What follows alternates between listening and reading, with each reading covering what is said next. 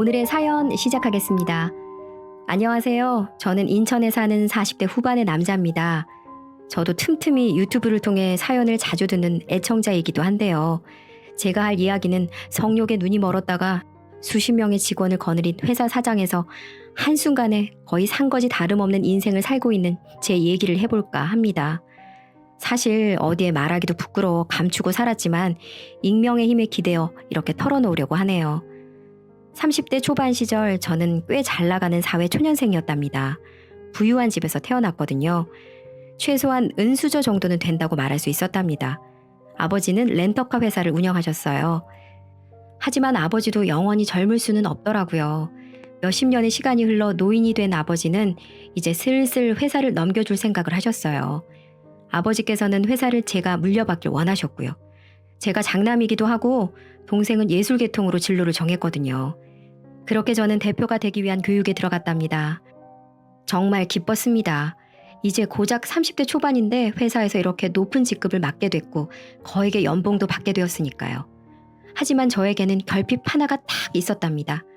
바로 이성에 대한 문제였는데 사회적 지위도 괜찮고 친구들이 다 부러워할 만한 연봉을 받고 있었지만 이상하게도 여자친구가 잘 생기지 않더라고요. 그렇다고 제가 남들에 비해 못생기지도 않았어요. 저는 제가 생각해도 외모도 준수한 편이었고 키도 175는 넘었는데도 매번 여자들에게 고백을 하면 거절당하기 일쑤라 도대체 제가 뭐가 문제인지 알 수가 없더라고요. 그러던 어느 날 평소 친하게 지내는 고등학교 친구에게서 전화가 왔습니다. 병원에서 의사로 일하는 친구였는데 기분 좋은 소식이 있다며 연락이 와서는 대뜸 야, 너 소개팅 안 할래? 내 여자친구 친구 중에 무용과 나와서 무용학원 차린 여자애가 하나 있는데 나이는 우리보다 5살 어리고 엄청 예뻐. 어떻게 소개 한번 받아볼래? 이렇게 말하는 거예요. 전 고민 따위는 하지 않았죠. 무용학원 원장이 예쁘다는데 거절할 이유가 뭐가 있겠어요? 저는 친구가 취소라도 할까봐 곧바로 코를 외쳤답니다. 그렇게 약속을 잡고 카페에서 만나기로 했어요. 정말 엄청 떨리더군요. 가장 큰 이유는 사진 때문이었어요. 친구를 통해 받은 사진에는 연예인이 아닐까 싶을 만큼 예쁜 여자의 얼굴이 담겨 있었거든요. 그래도 전 속으로 다짐했어요. 에휴, 너무 기대하지는 말자.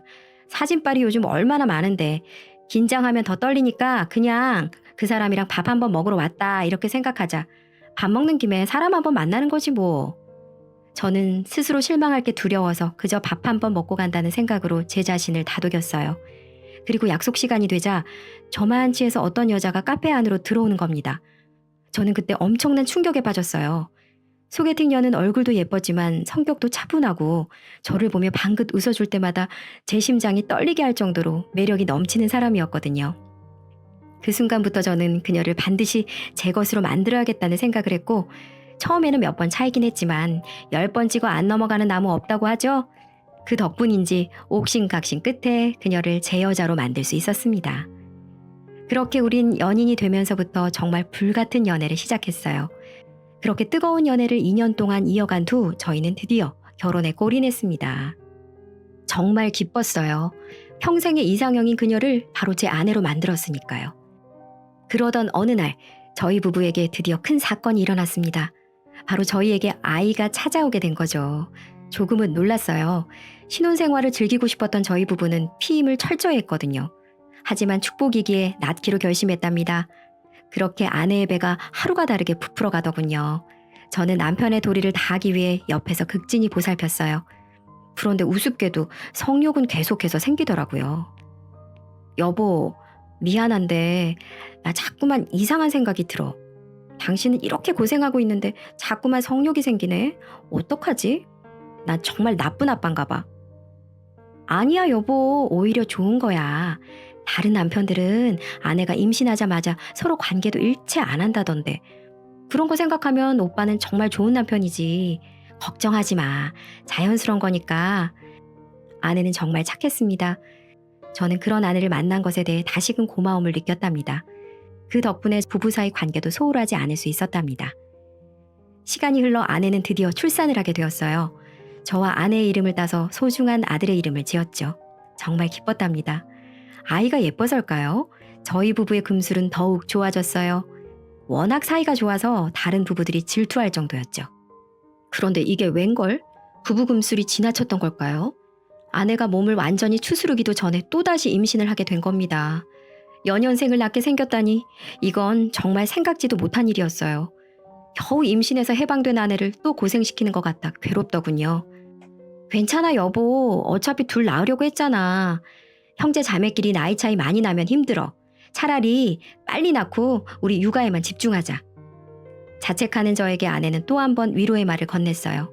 어차피 둘을 낳기로 결심했었고 아내 말처럼 빨리 낳고 빨리 키우는 게 아내의 몸에도 나을 거라고 생각했기 때문이었죠. 첫째를 육아하는 것과 동시에 아내의 배가 부풀어 올랐습니다. 육아와 임신을 동시에 하는지라 아내가 조금 힘들어했지만 가족을 이뤄가고 있다는 생각이 기쁘다고 하더군요. 저는 참 결혼을 잘했다는 생각이 들었어요. 아무리 힘들어도 불평 한마디 없이 모든 것을 받아들이고 또 이해하려고 노력하는 넓은 마음을 가진 아내를 이렇게 얻었으니까요. 아이가 분홍색 옷을 좋아하겠네요. 산부인과에서 검사를 하시던 선생님이 이렇게 말씀하셨어요. 딸아이라는 것을 간접적으로 말씀해 주시는 거였죠. 기뻤습니다. 저는 딸바보가 되는 게 소원이었거든요. 아내를 닮은 딸아이와 만날 상상을 하면서 저는 행복해했습니다. 그러던 어느 날 회사에서 정신없이 일을 하고 있는데 갑자기 모르는 번호로 전화 한 통이 걸려오더라고요.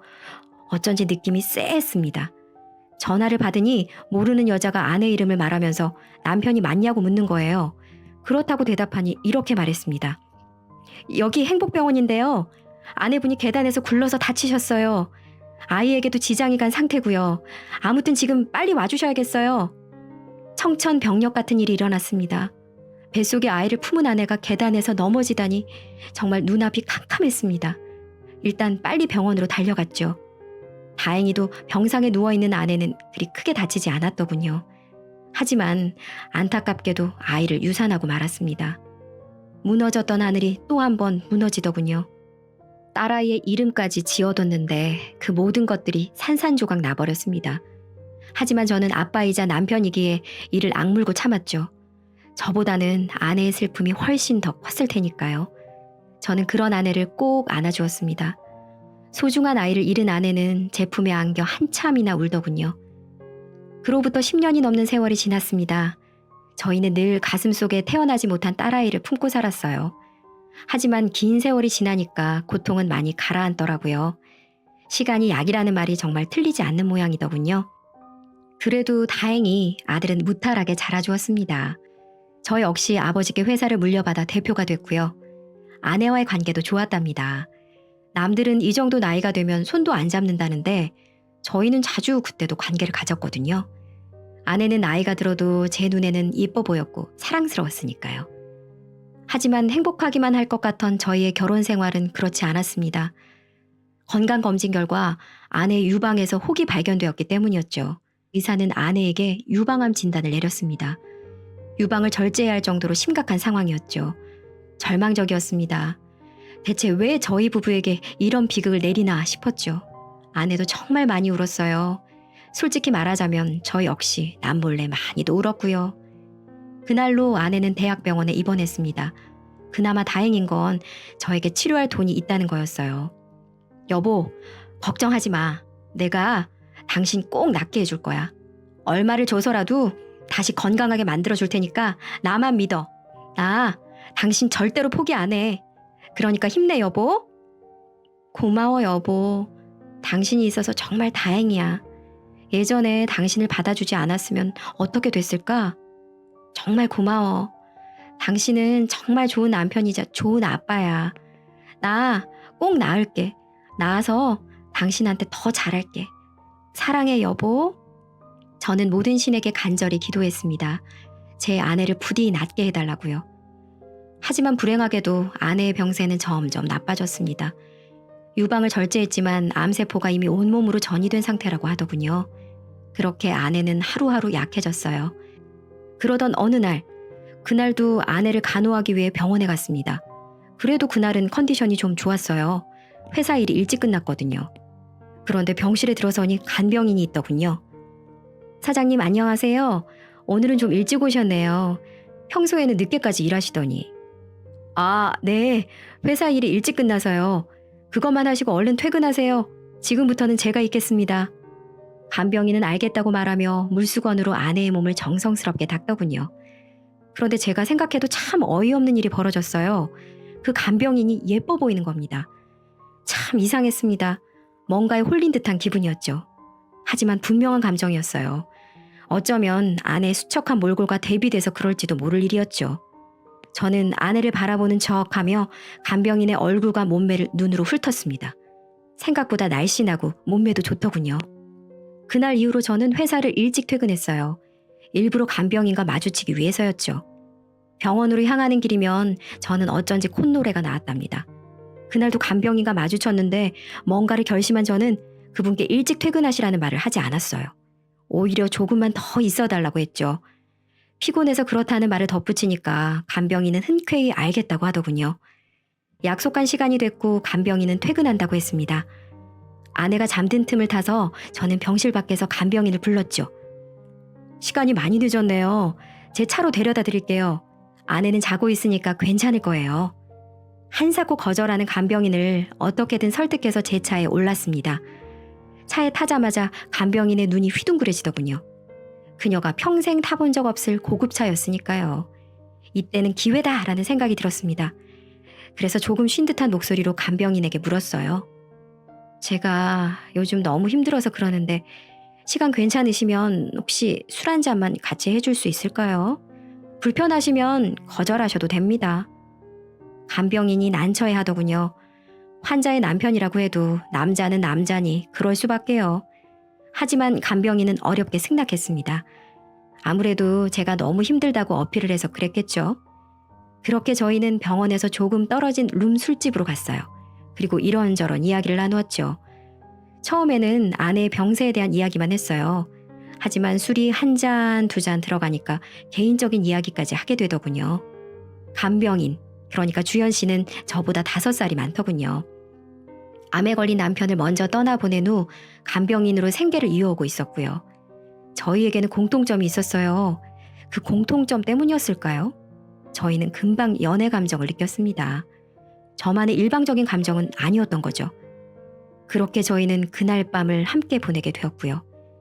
아내가 병원에 있었지만 별 생각이 들지 않더군요. 아니, 그런 생각이 들었지만 주연 씨에게 느끼는 설레는 감정이 그걸 억누르더라고요. 하룻밤의 실수는 아니었습니다. 그날 이후로 저와 주연 씨는 몰래 연락을 주고받으며 계속해서 만남을 가져왔으니까요. 정말 설레더군요. 아주 오랜만에 사랑이라는 감정을 느껴봤습니다. 전 낮에는 아내를 극진히 간호하고 밤에는 주연 씨와 몰래 그렇게 밀회를 가졌죠. 그러던 어느 날 기적이 일어났습니다. 온몸에 전이 된 아내의 암세포가 점점 사라지고 있다는 거였어요. 의사는 이런 사례가 단 한 차례도 없었다며 기적이라고 말하더군요. 저희 부모님과 처가댁 식구들도 완전히 잔치집 분위기가 되었죠.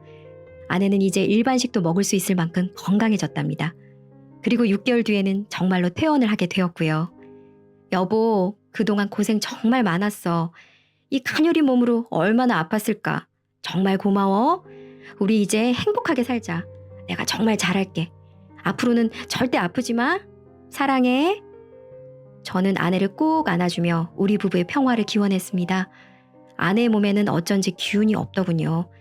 치료의 후유증 때문에 기운이 없는 거라고 생각했어요. 그렇게 저희 부부는 집으로 돌아왔습니다. 그렇게 평범한 일상을 보내고 있던 어느 날, 아내에게는 여동생이 하나 있는데 그녀가 의문의 녹음 파일 하나를 보내더군요. 의아했어요. 뭔가 싶어서 일단 확인해봤죠. 그때까지만 해도 별 생각이 없었어요. 하지만 이 녹음 파일의 소리를 듣는 순간 제 얼굴은 순식간에 창백해지고 말았습니다. 자기야, 난 좀 두려워. 만약에 사모님 병세가 나아져서 일어나시면 어떡하지? 그럼 자기는 나 버리고 사모님한테 돌아갈 거 아니야. 나는 버려줄 테고. 난 싫어. 자기랑 떨어지기 싫다고. 무슨 소리야. 난 자기가 최고인데. 무슨 일이 생겨도 난 자기 안 버려. 물론 아들 때문에 가정은 지켜야겠지만 계속 자기 만날 거야. 지금 자기한테 선물하는 것도 똑같이 해줄 거고. 내 마음 안 변해. 그리고 어차피 나을 일도 없어. 의사 하는 말 못 들었어? 온몸에 암세포가 퍼졌다잖아. 치료될 일은 없어. 그러니까 걱정하지 마. 난 이제 자기뿐이라고. 사랑해. 어떻게 이 소리가 녹음되는지는 알 수 없었지만 영상 속에 나오는 음성은 분명히 제 것이었어요. 대화의 내용조차 충격적이었습니다. 마치 아내가 낫지 않기를 바라는 남편처럼 말하고 있었으니까요. 물론 그렇게 말한 건 사실이지만 아내가 그대로 죽어버리길 바란 건 절대 아니었거든요. 그저 주연 씨를 붙잡아 놓기 위한 말이었죠. 저는 일단 처제에게 전화를 했습니다. 1인실에서 어떻게 녹음을 했고 대체 무슨 의도로 이런 짓을 벌이는지 궁금했거든요. 무엇보다 일단 이 녹음 파일이 퍼지는 건 막아야 했습니다.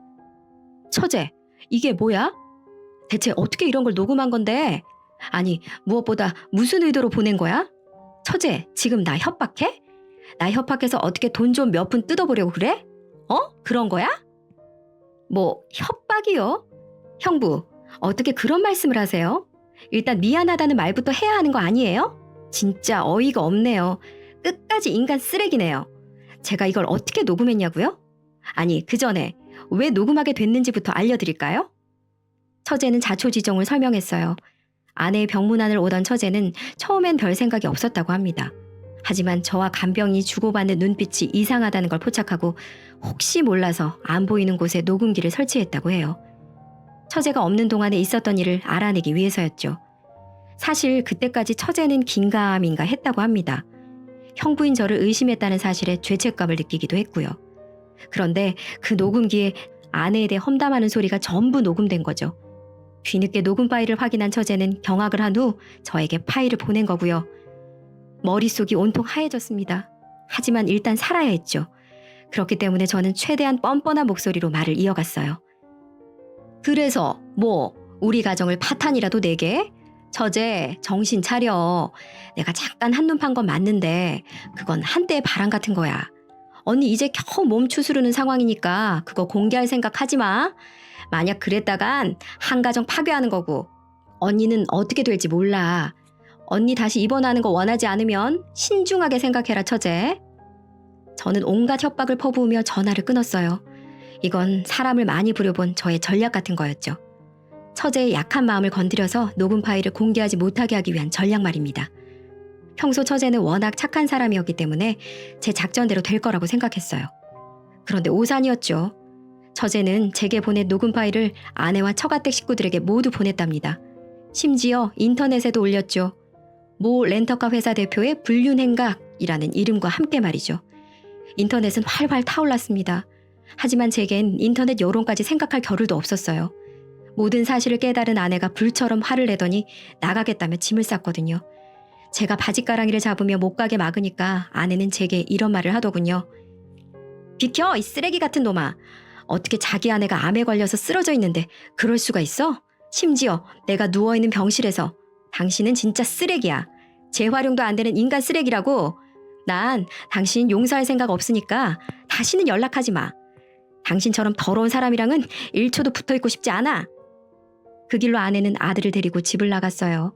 널따란 집에 저는 혼자 남았죠. 문제는 회사 쪽에서도 터졌습니다. 인터넷의 힘이 생각보다 훨씬 더 강하더군요. 회사 대표가 그따위인데 뭘 믿고 렌트를 하냐며 불매운동이 이어졌거든요. 그 바람에 회사의 매출이 수직 하강했습니다. 사과문을 올리고 어떻게든 수습하려고 했지만 한 번 분노한 네티즌들을 잠재울 수는 없더군요. 그렇게 저희 회사는 문을 닫을 위기에 놓였답니다. 그 사실을 안 아버지가 저를 가만둘 리가 없었죠.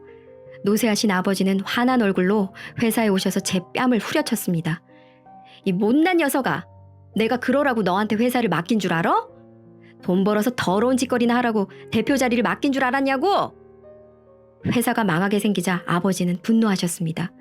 그리고 그건 노인에게 병을 심어주기에 충분했죠. 저에게 불같이 역정을 내신 후 아버지는 그 자리로 병상에 누우셨어요. 하지만 비극은 그것으로 끝이 아니었습니다. 아버지를 간호하고 있는데 서류 하나가 날아오더군요. 확인해 보니 이혼 소송 서류였습니다. 그곳에는 저와 아내의 이름이 쓰여 있었죠.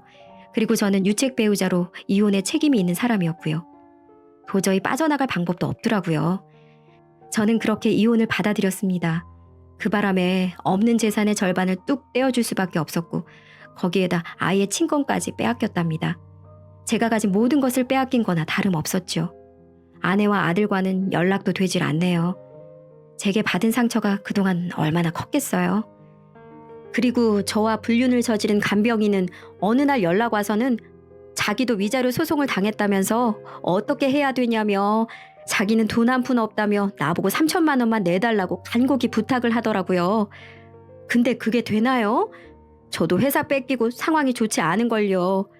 설사 돈이 있다 하더라도 같이 바람을 핀 상대에게 위자료까지 주면 전 이 세상에 그 누구보다 동물보다도 못한 쓰레기밖에 안 되니까 거절했답니다. 나중에 들어보니 그 여자도 여기저기 떠돌아다니다 어디 지방에 가서 겨우 풀칠만 하고 산다고 하더군요. 참 이걸 보면 가정을 두고 바람을 핀 대가가 이렇게까지 무서울 줄은 정말 몰랐네요. 그리고 이 모든 일을 밝힌 처제에게도 처음에는 너무 얄밉고 화가 났지만 지금은 이 말도 안 되는 불륜을 멈추게 해준 처제에게도 이제라도 끊어져서 고맙다는 생각이 들기도 합니다. 제 긴 이야기는 여기까지입니다. 생각해보면 왜 그렇게 본능에만 매달려 살았는지 모르겠어요. 그 추악한 행동들이 이렇게 제 인생을 파탄낼 줄도 모르고 말이죠. 아무튼 전 이만 물러가겠습니다. 긴 사연 들어주셔서 감사합니다.